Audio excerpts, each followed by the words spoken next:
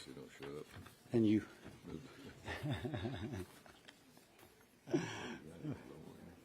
What's that? Pretty good. You got a Auburn orange or Texas orange.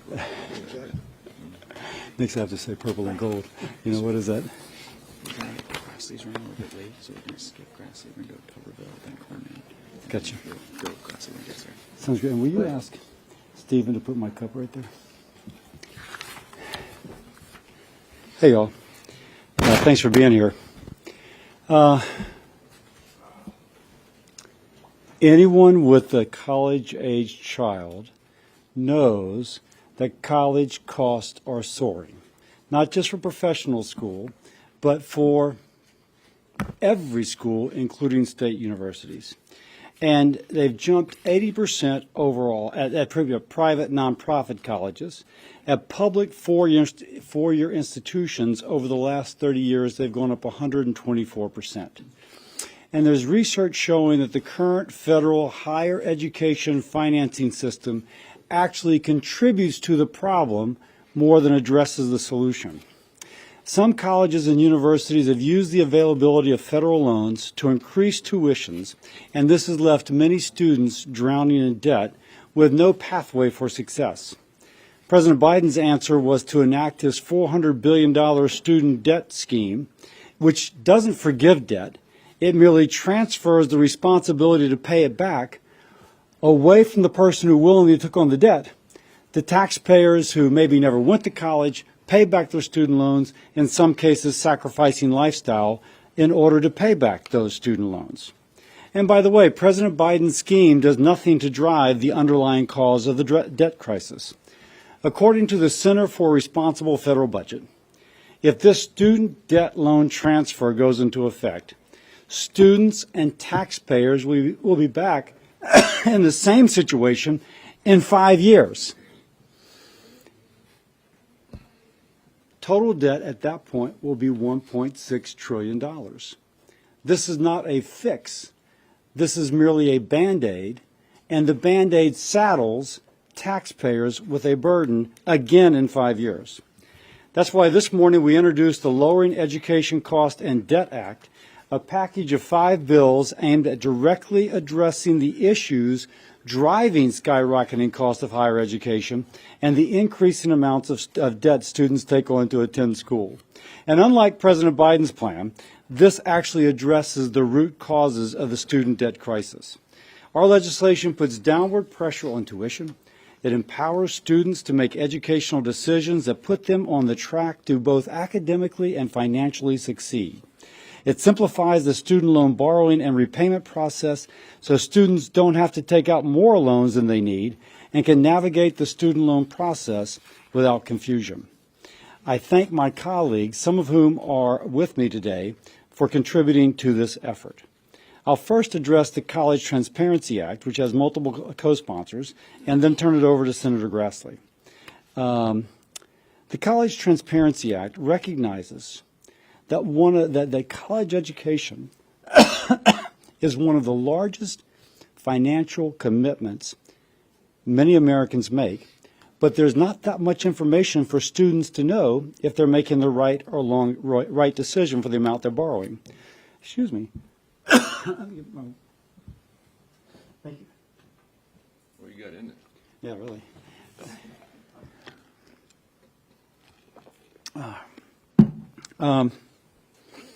You don't buy a car without the ability to compare prices, quality, and financing options. The same goes for buying a house. Why don't we do this for higher education?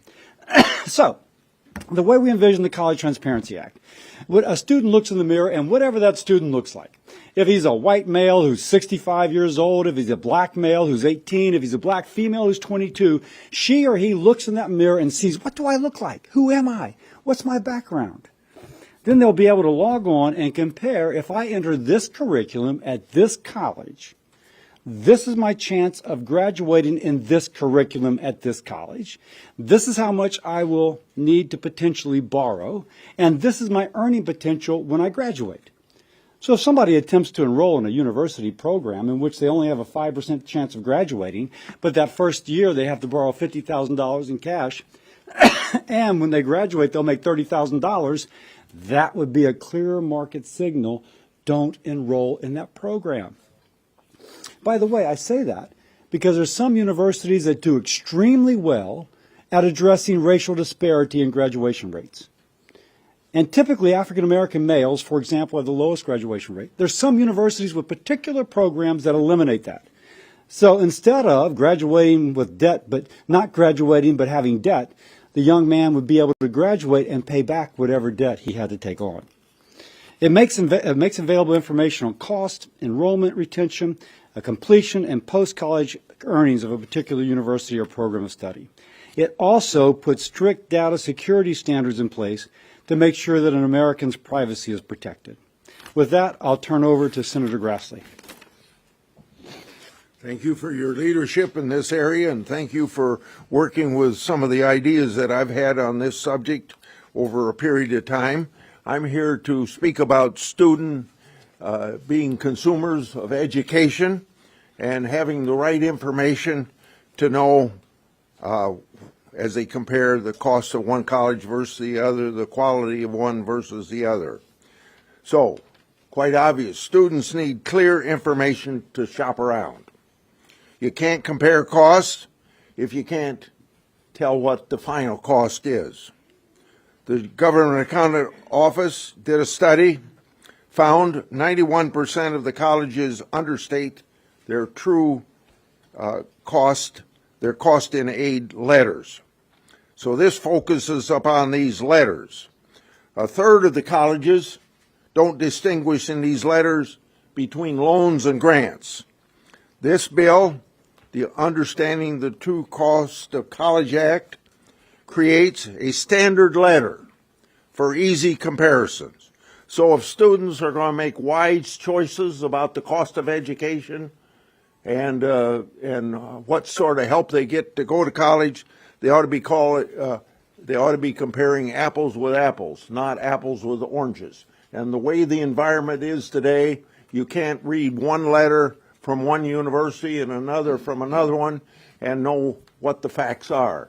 We need to get this information out and have a standard letter so you got the true facts you need to decide what college you want to go to. Morning. Since I've been here for 3 years, all I've heard is if you're going to complain about something, try to fix it, and that's what we're trying to do today. I spent almost 40 years in this business of education. I've seen the ups and downs, the good and the bad and indifferent, and there's a lot of indifferent. So over that time, I've saw the cost of college go up and the quality of education go down. That's one of the main reasons I ran for this position. You know, young people are paying a lot more for an education than higher education and getting a lot less, and that's wrong. More and more of our young people are starting their careers with a huge burden of debt, and it's unfortunate. As a result, many are putting off their goals like owning a home or starting a family. Debt is a problem. Democrats say the solution is to just give away more taxpayer dollars. But we've already tried that. And folks, it don't work. We got to put some solutions to it. The last 35 years have shown that a government blank check to the universities has made problems worse. I've seen it firsthand. Unlimited government loans have done nothing to increase access to education.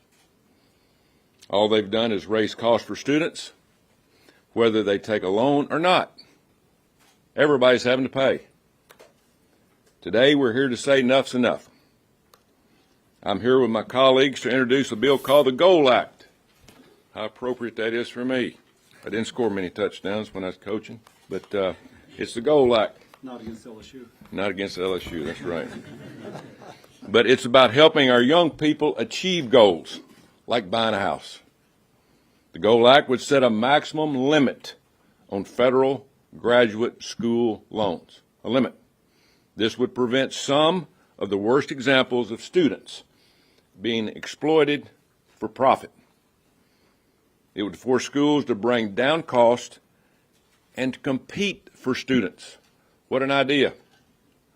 It would also protect students from getting buried in debt they can never, ever pay. This legislation is just one step to restoring sanity in our education system. It's out of control. We have got our work cut out for us at all levels, especially the loan part. And as I said earlier, we complain about it, but we have solutions for it. We need to pass all these bills we're talking about today.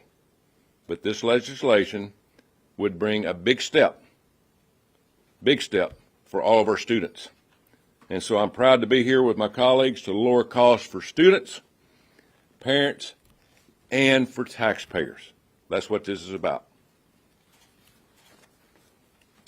I want to thank Dr. Cassidy and my colleagues for their leadership on this important issue. Of course, we all believe that access to education is key to the American dream, but not everybody needs to make the same choices. And what's happened, the system has been gamed, not necessarily to benefit the educational aspirations and achievement of a student, but rather to take advantage of the fact, as others have pointed out, that there are virtually unlimited amounts of money available to borrow to go to colleges and universities. And it's no coincidence that as more money has become available and as the loans, the debts that students incur go up, that the tuition goes up.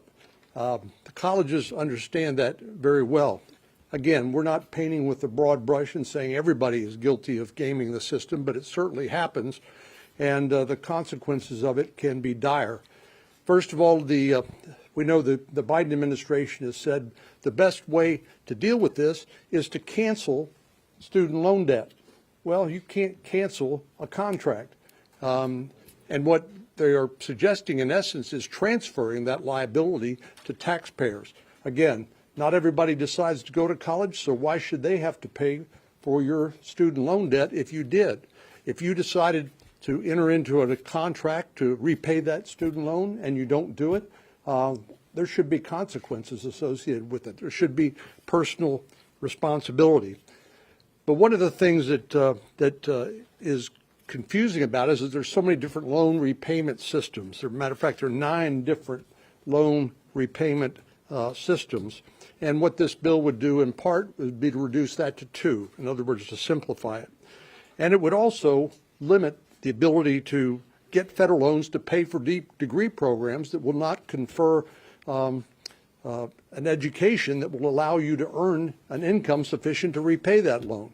In other words, this is something, again, that responsible colleges and universities do. But when you're a 17 or 18-year-old kid, you may not understand that all this debt you're incurring, that you're going to have to pay back sooner or later, and the course of studies that you're pursuing may not permit you to do that. So there needs to be a serious conversation between the schools and the students about practically how am I going to meet my responsibilities.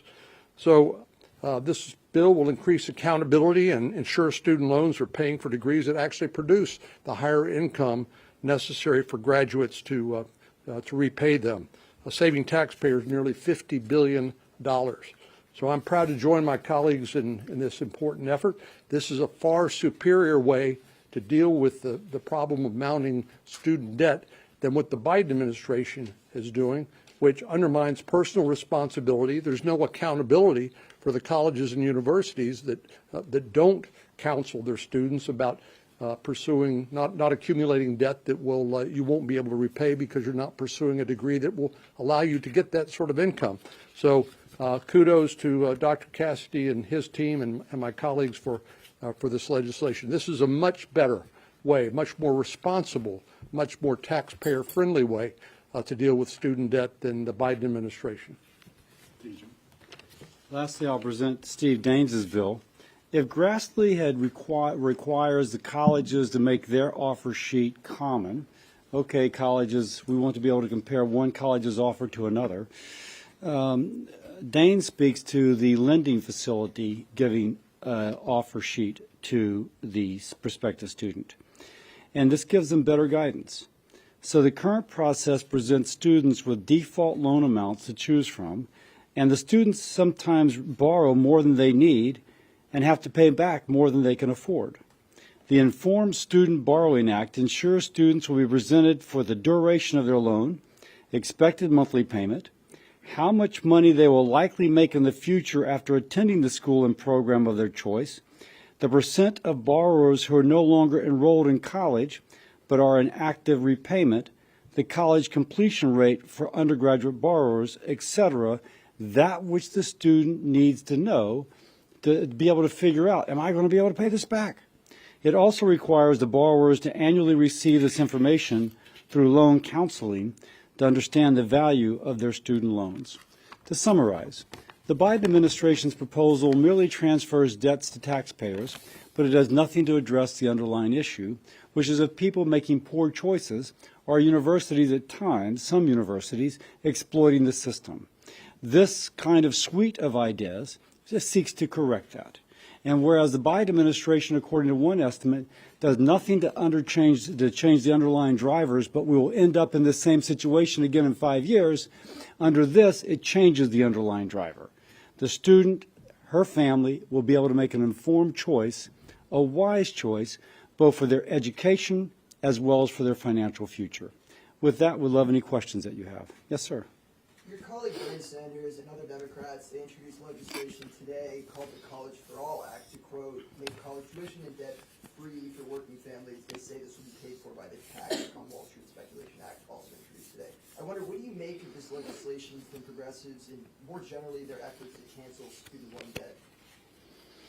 You're never going to know how expensive something is until you make it free. And that's what we've found. As the federal government has sought to just be able to bail out the ability of a student to pay ever higher tuition, tuition is going ever higher. And the idea that we're going to tax corporate America to pay for this, the Biden administration has already proposed $4.5 trillion in new taxes on high earners and corporations. That does not include the trillions that they say they're going to propose to bail out Social Security, which is going insolvent in 9 years. And this would be even yet more money upon that. At some point, you have to laugh. Oh, I see. Your answer for this problem is the tax corporations. Your answer for that problem is the tax corporations. And your answer for that problem is the tax corporations.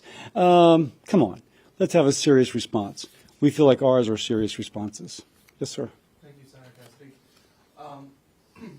Has Leader Schumer been receptive to this bill, and do you expect that he'll bring it to the Senate floor? And second, isn't the underlying problem with the increases in tuition have to do with government loans? Two things. We've not yet brought this to Schumer, but why in the heck would John Cornyn's bill not be bipartisan? Or why wouldn't Coach's bill not be bipartisan? Or any of the bills that we've talked about. They're not partisan. They're something that just brings information to the student, whether as a student or as a borrower. So I'd like to think that if there is a package, that these would be included.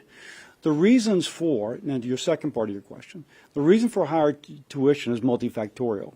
But one of them is clearly increased access to federal student loans. There's other reasons as well.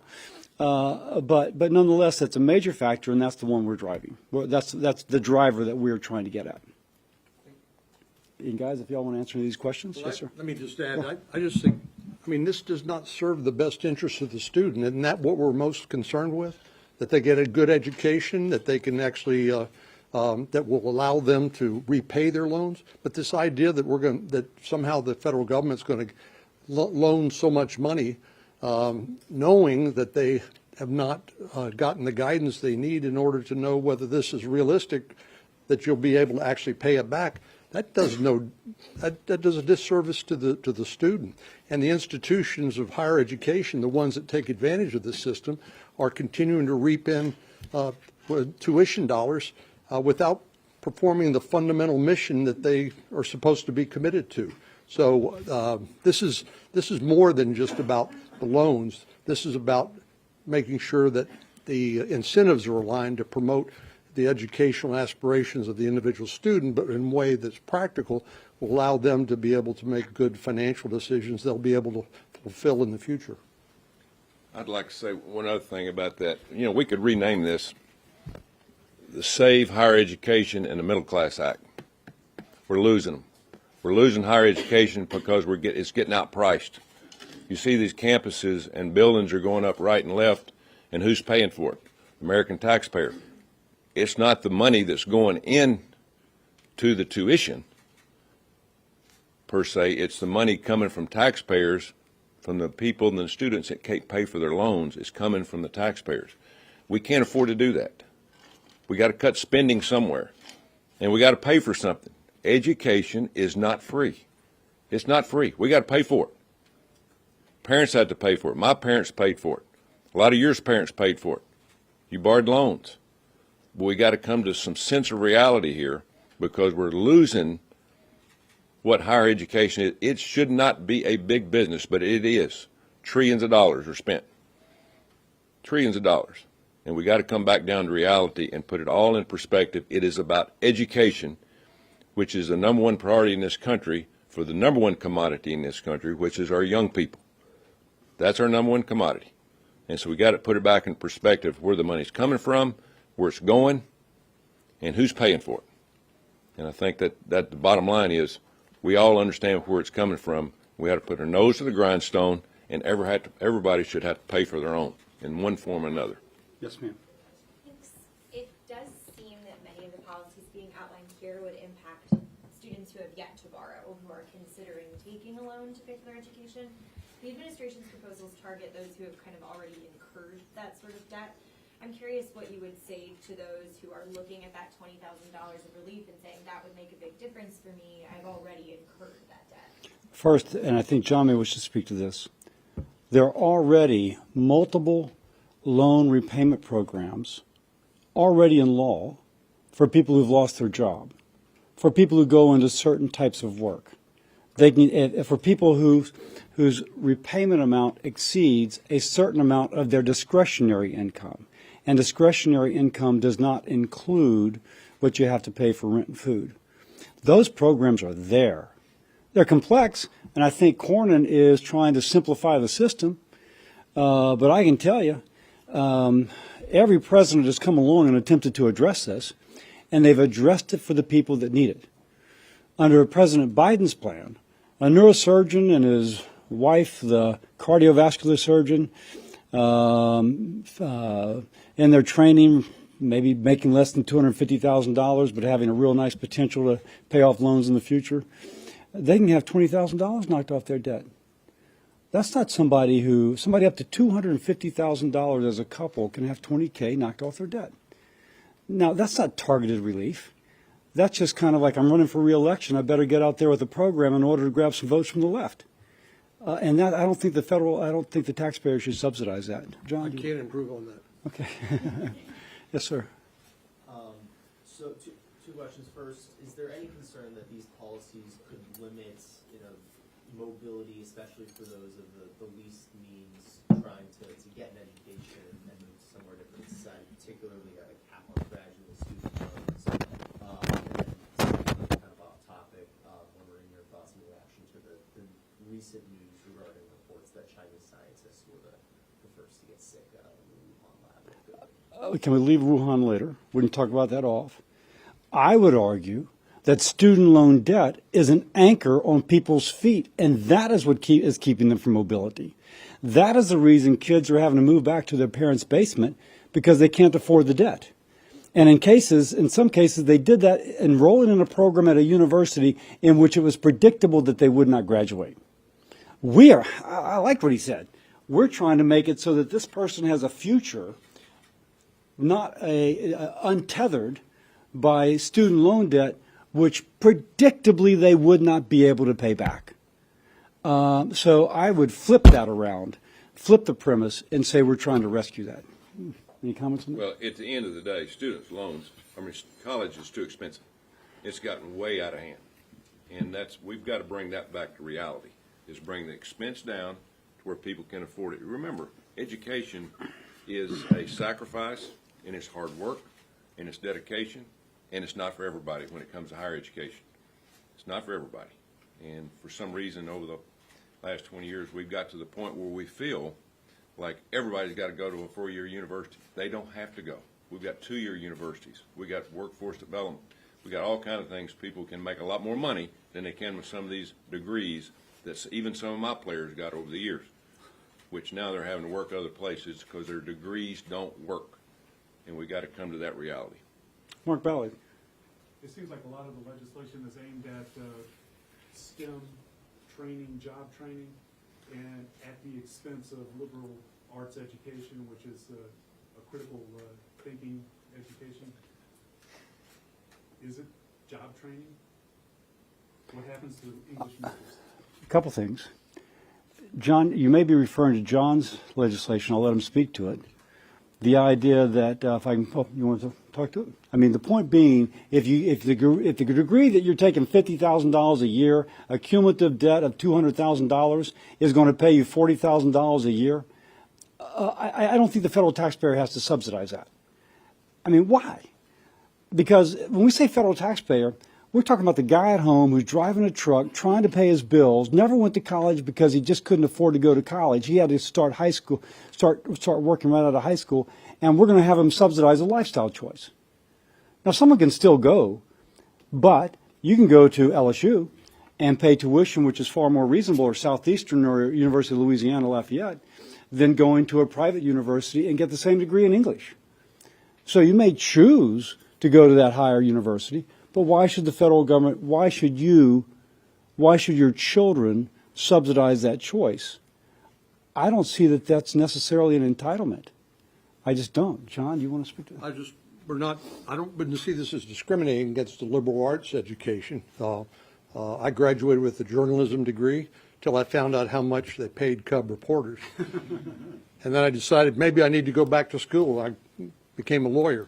But the fact is, we want to preserve the choices for people. Some people may say, "Well, this, I want to write for a living, or I want to do the arts, or something like that." That's fine. We don't want to prohibit people from doing that sort of thing. But they ought to go into it with their eyes wide open, and with kind of counseling and asking the questions any of us would ask when we borrow money.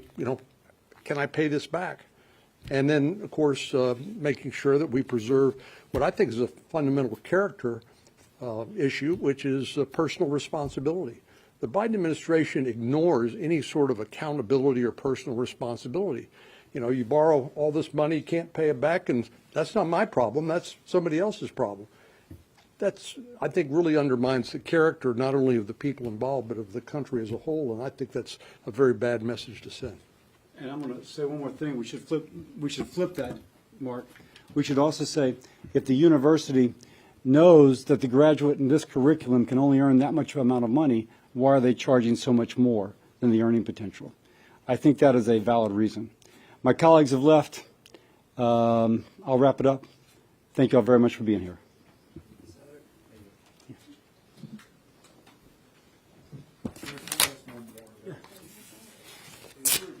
A lot like what King Alexander used to press back in the day.